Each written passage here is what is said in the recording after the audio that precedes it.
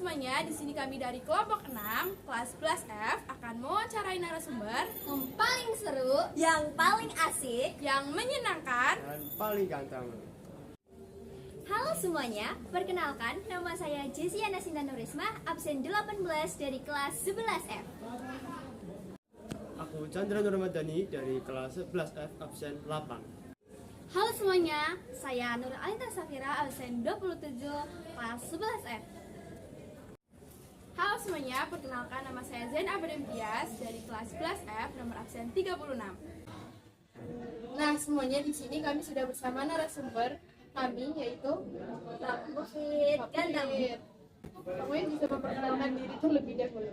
Baik, terima kasih. Assalamualaikum warahmatullahi wabarakatuh. Waalaikumsalam warahmatullahi wabarakatuh. Perkenalkan, nama saya dari kecil sampai sekarang masih sama, yaitu Mufidir Salsani. Sudah, itu perkenalan nama saya. Kemudian apa lagi? Latar belakang pendidikan dan pekerjaan.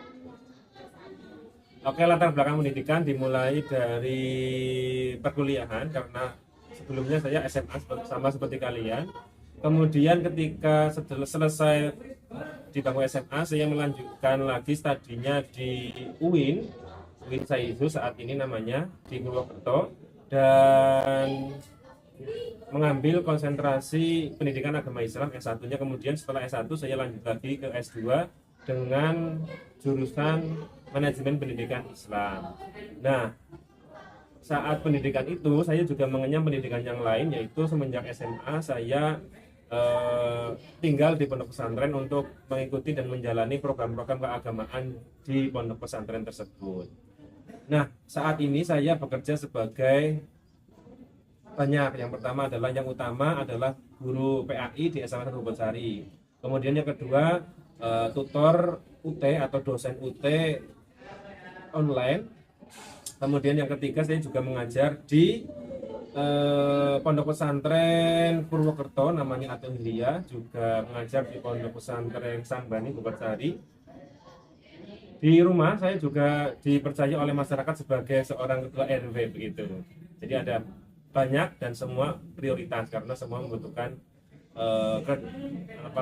kerja serius. Oleh karena itu sepandai-pandainya kita membagi waktunya pada beberapa kesibukan itu.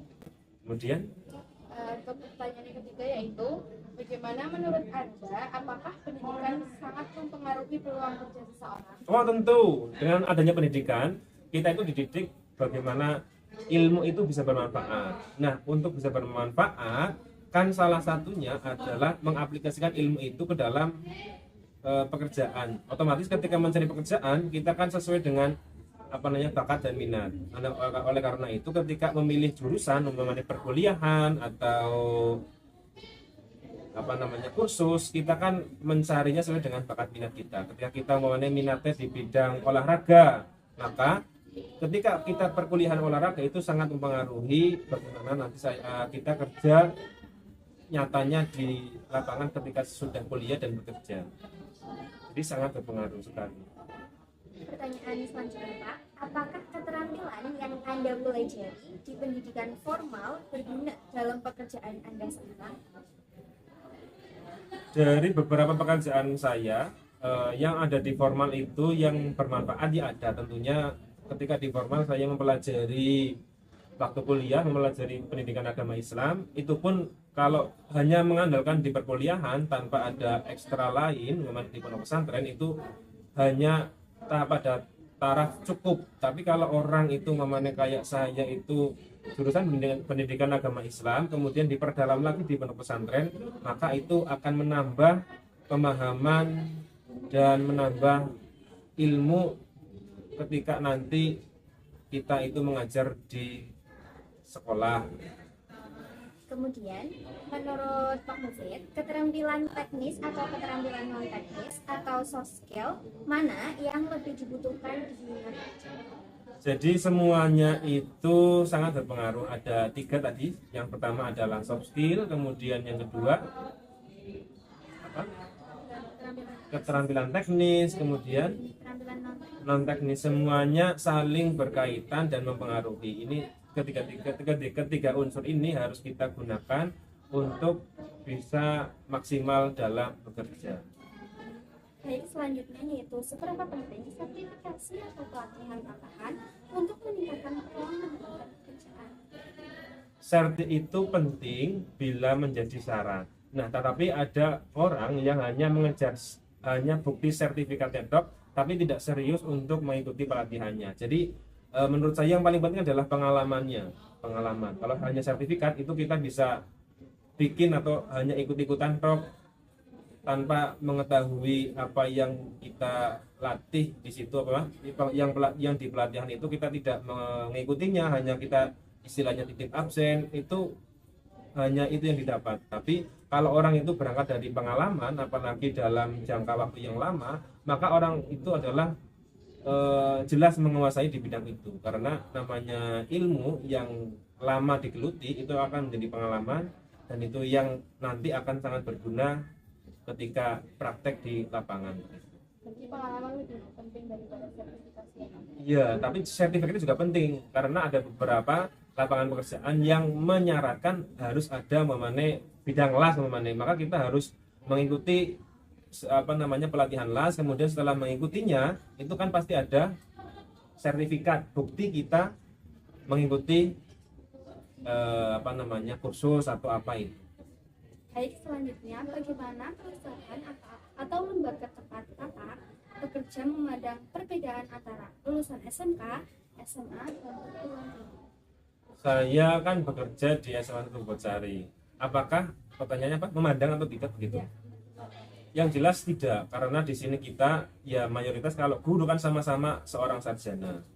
Iya, ya meskipun di realnya itu ada yang S1 dan S2 begitu. Tapi ketika kita di sini itu tidak memandang gelar yang sarjana, tapi bagaimana ia menerapkan ilmunya yang telah ia pelajari di kampus, di sekolah yang sesungguhnya. Karena ada di luar sana, tidak di sini, sarjana sampai S3, tapi ketika ngajar nggak bisa karena yang ia lakukan selama ini adalah fokus pada teori, tapi ketika prakteknya itu tidak begitu menguasai. Jadi tidak memandang latar belakang pendidikan atau jenjang pendidikan yang ia tempuh. Selanjutnya, apakah Bapak merasa ada kesenjangan antara dunia pendidikan dan kebutuhan pasar kerja? Jika iya, apa contoh konkretnya? Ada kesenjangan antara dunia pendidikan dan kebutuhan pasar. Nah, itu saya rasakan betul di bidang saya, pendidikan agama Islam. Nah, jurusan pendidikan agama Islam, guru pendidikan agama Islam itu menjadi jurusan yang paling favorit di UIN manapun di seluruh Indonesia. Nah, karena itu favorit, jelas jumlah mahasiswa yang mendaftar itu sangat banyak. Nah, kampus-kampus itu membuka banyak sekali kelas-kelas. Sementara di sekolah itu kan formasi sebagai guru agama kan terbatas. Kalau di SD itu masing-masing satu desa kan satu. Kalau di SMA itu lebih terbatas lagi, dan jumlahnya itu tetap, kecuali ada yang meninggal atau pensiun atau mengundurkan diri dari guru agama, itu baru ada yang masuk. Nah, sementara ini guru yang di sekolah masih ada, ini mahasiswanya terus meningkat. Dan ini nanti bagaimana ini yang guru pendidikan agama yang lagi belajar di kampus UIN dengan jurusan pendidikan agama Islam nanti mau digimanain? Nah, itu menurut saya pemerintah perlu fokus membatasi beberapa jurusan yang di lapangan kerja itu sudah tidak begitu banyak dibutuhkan. Itu harusnya membuka beberapa jurusan yang di lapangan itu masih sangat kurang. Mengenai jurusan pertanian itu realnya sekarang pemuda sekarang kalau disuruh untuk memilih itu kayaknya ogah-ogahan, ya kan? Ada banyak sawah yang tidak dikelola oleh pemuda, mesti sawah rata-rata dikelola oleh orang tua, mbah-mbah gitu. Tapi yang dari kalangan pemuda itu jarang sekali. Ya, karena itu menurut saya pemerintah lebih mengencarkan atau ya memberikan apresiasi apa ketika ada mahasiswa yang memilih jurusan pertanian, dan di bidang-bidang lain juga seperti itu hanya sebagai contoh saja. Apa yang bisa dilakukan institusi pendidikan untuk lebih menyiapkan siswa menghadapi dunia kerja?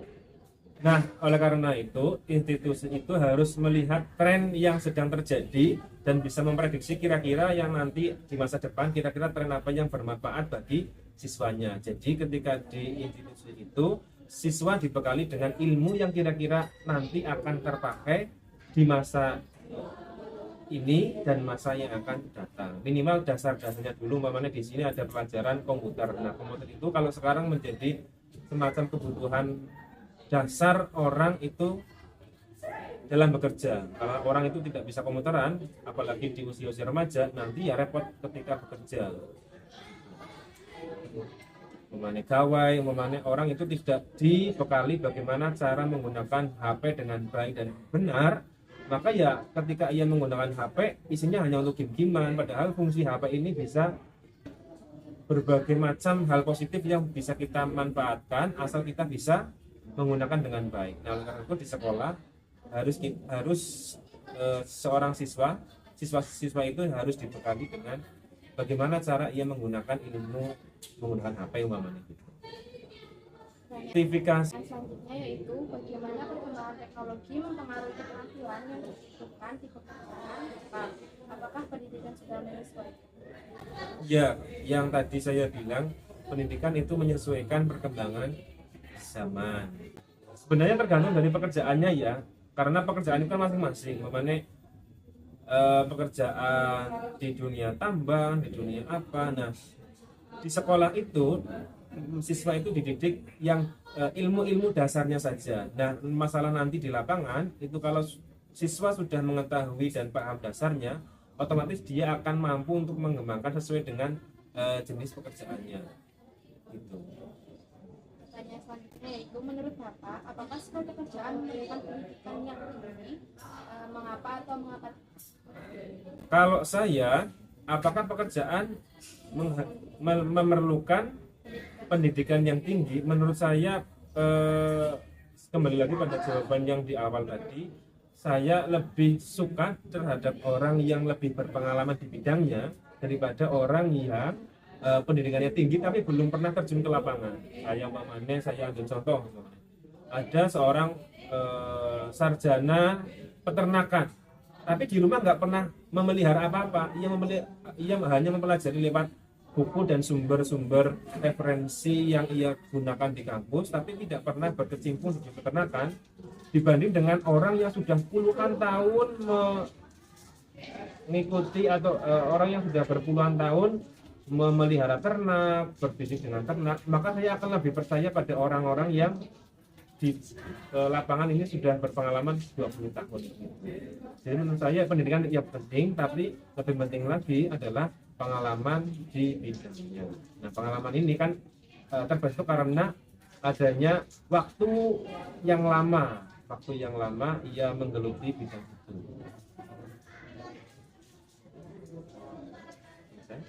Kemudian Pak, bagaimana peran magang atau program kerja praktik dalam mempersiapkan siswa menghadapi dunia kerja? Nah, magang ini atau istilahnya dalam dunia perkuliahan adalah KKN, entah itu PPL, kalau di SMK namanya PKL. Itu menurut saya penting sebagai sarana seorang siswa itu bisa mengetahui, oh ternyata ilmu yang saya dapat di sekolah begini dan ternyata di lapangan begini. Oh ternyata saya selama ini mempelajari ilmu ekonomi umpamanya di sekolah ternyata bermanfaat sekali di dunia kerja. Nah, melalui PKL atau magang itu nanti orang itu siswa itu bisa mengetahui ternyata di dunia kerja seperti ini. Jadi ketika orang atau siswa itu sudah lulus dari SMA umpamanya, itu sudah ada gambaran sedikit bagaimana nanti ia harus bersikap dan berperilaku ketika di lingkungan kerja.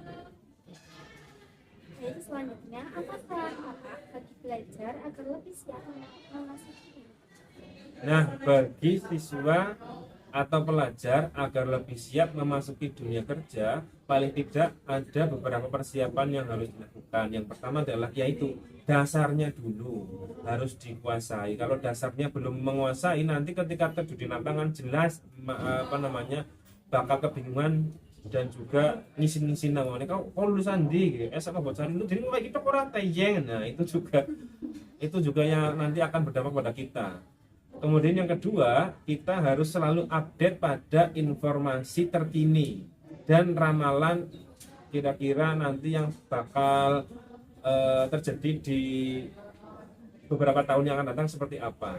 Jadi seorang pelajar itu nanti ketika sudah mengetahui itu, nanti ketika sudah lulus, oh ternyata ini yang dulu saya pelajari, yang dulu saya baca tentang kasus-kasus tentang teknologi terkini yang berguna bagi saya, ternyata itu bermanfaat. Jadi persiapannya itu selain persiapan non teknis juga banyak umpamanya. Oke, baik. Selanjutnya, apakah ada keterampilan tertentu yang menurut Bapak perlu diprioritaskan oleh siswa?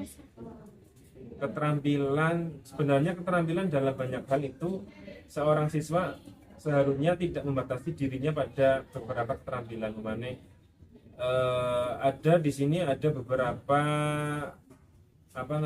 ekstrakurikuler yang mengajarkan kita lebih mengasah keterampilan. Umpamanya ada komputer, ada keterampilan di bidang musik atau olah vokal. Itu kalau menurut saya pelajarilah beberapa keterampilan yang akan kita pelajarilah dan ikutilah beberapa keterampilan yang disediakan sekolah.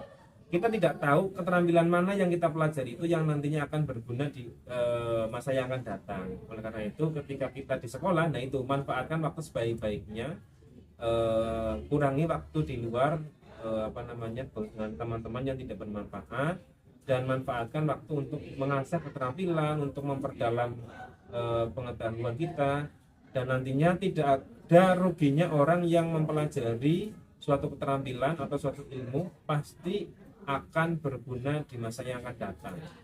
Nah itu jawaban dari saya. Ada lagi? Apa pesan Anda untuk institusi pendidikan dalam menciptakan lulusan yang bekerja? Nah, saran saya pada beberapa institusi, didiklah siswa itu sesuai dengan perkembangan zamannya. Ketika seorang guru itu terlalu fokus pada ilmu-ilmu yang dulu ia kuasai tapi tidak fokus pada perkembangan anak pada zaman sekarang, nah menurut saya kasihan siswanya nanti ketika benar-benar sudah lulus dan turun ke dunia kerja, karena siswa ini dididik hanya dengan ilmu-ilmu guru yang telah lampau itu, maka kasihan siswanya kira-kira tidak siap atau kurang begitu bisa ketika terjun di dunia pekerjaan. Terima kasih atas waktunya Pak Muhid. Apakah ada pesan terakhir yang ingin Pak Muhid sampaikan terkait pendidikan dan ketenagakerjaan? Terkait dengan Ketenagakerjaan dan pendidikan. bagi siswa-siswa SMA mungkin. bagi siswanya apa bagi gurunya, kan tadi institusinya sudah, berarti siswanya. Tadi sudah saya tekankan, siswa lakukanlah, pelajari, ikuti apapun yang itu bermanfaat. Kita tidak tahu dari beberapa ilmu ini nanti di antara 5 dari 5 ini yang bakal bermanfaat yang mana kan kita tidak tahu, karena kita bukan peramal yang nanti di masa yang akan datang saya jadi ini itu. Tidak. Di dunia pendidikan umpamanya kita sekarang cita-citanya sebagai seorang guru biologi umpamanya. Ketika kita lulus SMA, daftar di kampus-kampus yang ada jurusan biologinya tidak ada yang diterima. Oleh karena itu kita harus punya plan B, fisika umpamanya. Nah, maka ketika kita di sekolah itu hanya fokus pada biologi saja, yang lain terabaikan.